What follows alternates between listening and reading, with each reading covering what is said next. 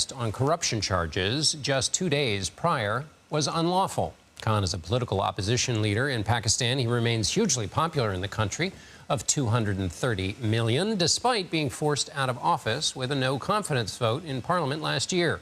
Khan's arrest sparked violent riots and protests in major cities in the country. At least 8 people were killed and dozens injured during demonstrations. More than 1,500 of Khan's supporters were arrested. For more power struggle between Mr. Imran Khan on the one hand and the military establishment on the other, and the incumbent government. But the incumbent government is less important to this power struggle than the military versus Mr. Khan. And this has really become sort of existential for both of them, kind of an economic crisis that comes around every few years, but is exacerbated this time around partly because of the political crisis. It had a flooding emergency last year. So the country is really in sort of dire straits with sort of a multiple set of crises, but the political crisis takes sort of precedence over everything else.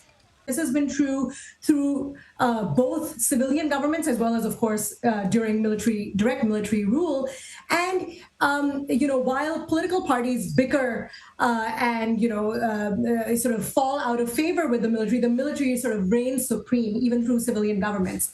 The idea is that essentially if you fall out of favor with the military in Pakistan, you will not be in power anymore. And that's essentially what happened with Mr. Khan. So he fell out of favor with senior leaders in the military, and that's when he was voted out via a vote of no confidence last year. But he has sort of defied the usual playbook for the military in the sense that once a political leader is sidelined in Pakistan, they find it very difficult to come back to power.